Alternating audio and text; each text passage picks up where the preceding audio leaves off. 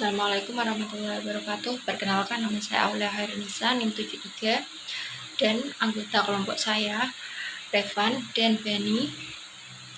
Kami dari kelompok 2. Saya akan menerangkan materi Ulumul Quran tentang Nuzulul Quran.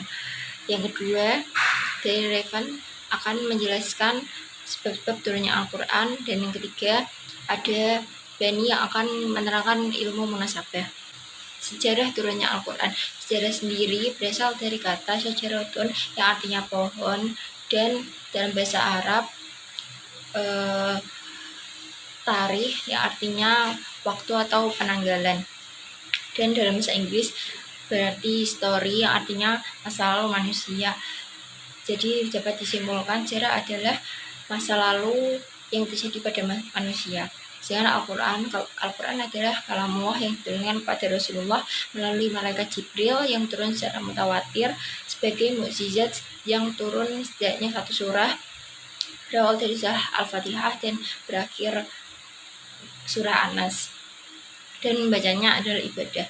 Jadi sejarah turunnya Al-Quran itu turun dari Lauhul Mahfuz ke dunia pada malam Lailatul Qadar.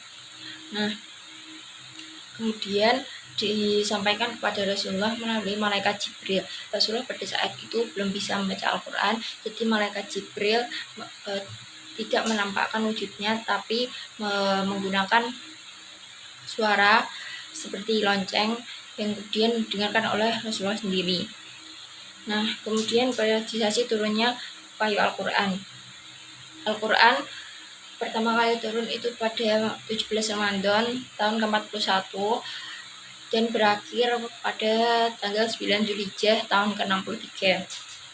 Nah, dengan demikian itu dibagi menjadi dua periode Makkah dan periode Madinah. Di periode Makkah itu turunnya 12 tahun 5 bulan 13 hari, dan di Madinah 9 tahun 9 bulan dan 9 hari. Jadi dapat disimpulkan turun secara 23 tahun. Dalam 23 tahun. Nah, periode turunnya Al-Quran dibagi menjadi 3. Periode 1 itu turun selama 4-5 tahun. Nah, pada saat itu Rasulullah diberikan pendidikan, diajari membaca, dan pada periode kedua itu selama 8-9 tahun. Pada saat itu Nabi Muhammad mendapatkan serangan dari kaum Quraisy, merupakan ejekan, dan pada masa-masa kesulitan Nabi Muhammad dalam menyebarkan agamanya, menyebarkan Al-Quran. Nah, terus dan pada periode ketiga itu selama 10 tahun. Pada saat itu agama sudah mulai diterima, sudah berkembang di Madinah dan Makkah. Al-Quran mulai berkembang juga pada saat itu. Nah, kemudian pada turunnya Al-Quran pada masa Rasulullah itu ini proses pembukuan Al-Quran. Nah, pada masa Rasulullah itu ketika mendapatkan wahyu dari Allah, itu dia setelah diberikan wahyu langsung mengundang para sahabat, terutama para sahabat yang dipimpin oleh Zaid bin Sabit dan Muawiyah. Nah, pada saat itu para sahabat disuruh untuk menghafalkan wahyu tadi yang turun dari Rasulullah kemudian menyalurkannya kepada para sahabat. Nah, kemudian ditulis oleh Zaid bin Sabit dan Muawiyah. Di sana itu waktu itu belum ada kertas, jadi ditulis kayak di pelepah pohon, terus di batu-batu, kain sutra, atau dan semacamnya.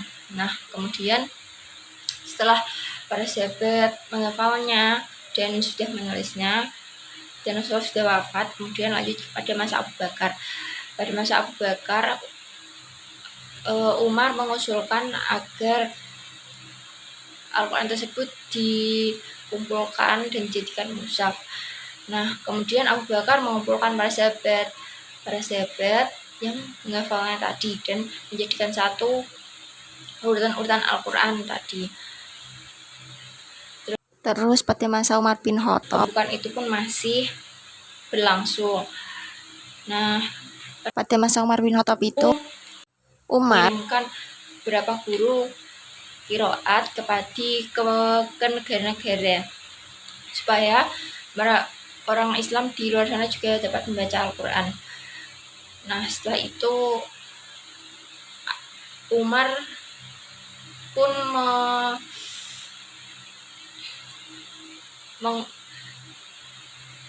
mengkoordinir para guru tersebut harus mengajarkan dengan qiraat Quraisy. Nah, pada masa Bakar terus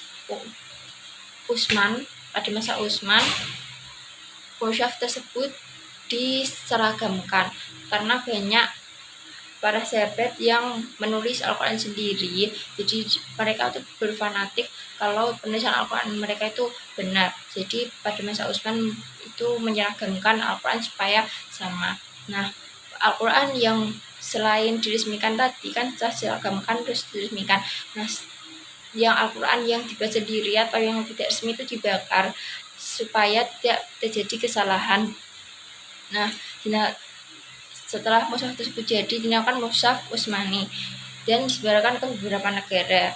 Nah, terus setelah itu secara berkembangnya zaman, berjalannya waktu, Al-Quran kemudian dicetak, sudah ditulis dengan tangan. Nah, pencetakan Al-Quran itu ada 3 periode. Nah, periode pertama itu pencetakan klasik pada tahun 1500 sampai 1900. Nah, kedua pencetakan modern yang pada tahun 1920 sampai 1980, dan yang ketiga itu digital mushaf seperti yang sekarang sudah ada di HP. Nah, sudah tadi adalah penjelasan turunnya Al-Quran dan proses pembukuannya hingga sekarang. Selanjutnya adalah asbabun nuzul yang akan dijelaskan oleh rekan Revan. Sekian, wassalamualaikum warahmatullahi wabarakatuh. Waalaikumsalam warahmatullahi wabarakatuh. Perkenalkan, nama saya Revan Natasha, NIM 59. Di sini saya akan menerangkan materi ulumul Quran yang berjudul sebab-sebab turunnya Al-Quran. Pengertian asbabun nuzul, yaitu peristiwa pada zaman Nabi yang menyebabkan turunnya ayat atau beberapa ayat, baik berupa kejadian di masyarakat atau pertanyaan yang diajukan kepada Nabi Muhammad. 2. Pembagian ayat dalam Al-Quran. Ayat sababi, dilatar belakangi oleh sebab terjadinya suatu atau peristiwa. 2. Ayat ibtidai, tidak dilatar belakangi oleh terjadinya sesuatu atau peristiwa. 3. Urgensi asbabun nuzul, membantu memahami kontekstualisasi ayat Al-Quran bagi para mufasir sehingga mudah diterima oleh masyarakat baik awam maupun khusus. Macam-macam asbabun nuzul. 1. Ta'adud al-asbab wa al-nazil wahid. 2. Ta'adud al-nazil wa al-asbab wahid. Yang pertama yaitu ta'adud al-asbab wa al-nazil, artinya ada beberapa sebab yang melatar belakangi turunnya satu ayat atau wahyu untuk menanggapi peristiwa atau sebab tersebut. Misalnya dalam surat Al-Ikhlas ayat 1-4 yang berbunyi Bismillahirrahmanirrahim, Qul huwallahu ahad, Allahus somad, lam yalid walam yulad walam yakul lahu kufuwan ahad. Ayat-ayat yang terdapat dalam surat Al-Ikhlas ini turun sebagai tanggapan terhadap orang-orang musyrik Makkah sebelum Nabi hijrah dan terhadap kaum ahli kitab yang diterima di Madinah setelah Nabi hijrah. 2. Ta'adud an-nazil wa al-asbab wahid, yaitu satu sebab yang menelatar belakangi turunnya beberapa ayat, misalnya surat Ad-Dukhan ayat 10. Redaksi atau makna Redaksi makna menyikapi sebab an-nuzul. 1. Soreh jelas. 2. Mutamilah belum pasti. Sekian presentasi dari saya. Apabila ada salah atau ada tutur kata yang tidak enak di hati teman-teman, mohon dimaafkan. Wabillahi taufik wal hidayah wa ridho wal inayah. Wassalamualaikum warahmatullahi wabarakatuh. Assalamualaikum warahmatullahi wabarakatuh. Nama saya Brunjin Sabeni, NIM 77. Di sini saya akan menjelaskan tentang materi ilmu munasabah fil Quran. Definisi munasabah. Kata munasabah secara etimologis berarti keserupaan dan mukarobah kedekatan. Adapun menurut pengertian etimologis, beberapa ulama mendefinisikan sebagai berikut. Menurut Al-Bika'i, munasabah adalah suatu ilmu yang mencoba mengetahui alasan-alasan dibalik susunan atau urutan bagian-bagian Al-Quran, baik dengan ayat ataupun dengan surat-surat. Macam-macam munasabah. Sifat zahir al-idrobah, yaitu persesuaian atau kaitan yang tampak jelas karena kaitan kalimat yang satu dengan yang lain erat sekali, sehingga yang satu tidak bisa menjadi kalimat yang sempurna bila dipisahkan dengan kalimat lainnya, seolah-olah tersebut merupakan satu kesatuan yang sama. 2. Kai al-irtibat, yaitu penyesuaian atau kaitan yang samar antara ayat yang satu dengan ayat yang lain, sehingga tidak tampak adanya hubungan antara keduanya, bahkan seolah-olah masing-masing ayat atau surat itu berdiri sendiri, baik itu ayat yang satu itu diatafkan kepada yang lain. Munasabah antara ayat. Munasabah antara ayat yaitu munasabah antara ayat yang satu dengan ayat yang lain, berbentuk persambungan ayat meliputi: 1. Diatafkannya ayat satu pada ayat lain. 2. Tidak diatafkannya. 3. Digabungannya dua hal yang sama. 4. Dikumpulkannya dua hal yang kontradiksi. 5. Dipinjamkannya pembicara satu ke pembicara yang lain. Munasabah antara ayat dapat dilihat contohnya antara ayat 1 dan 2 Al-Baqarah. Munasabah antara surah. Munasabah antara surah tidak lepas dari pandangan holistik Al-Quran yang menyatakan Al-Quran sebagai suatu kesatuan yang bagian-bagian strukturnya terkait secara integral. Fungsi ilmu munasabah. Mana Al-Quran mendeskripsikan fungsi munasabah sebagai alat untuk menguak kekuasaan, makna, dan kemujizatan Al-Quran dalam segi bahasa. Balaghahnya.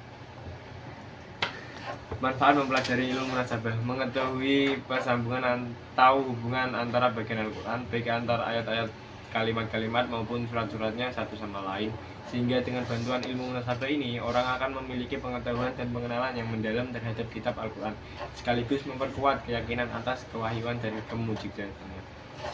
Sekian dari saya. Assalamualaikum warahmatullahi wabarakatuh.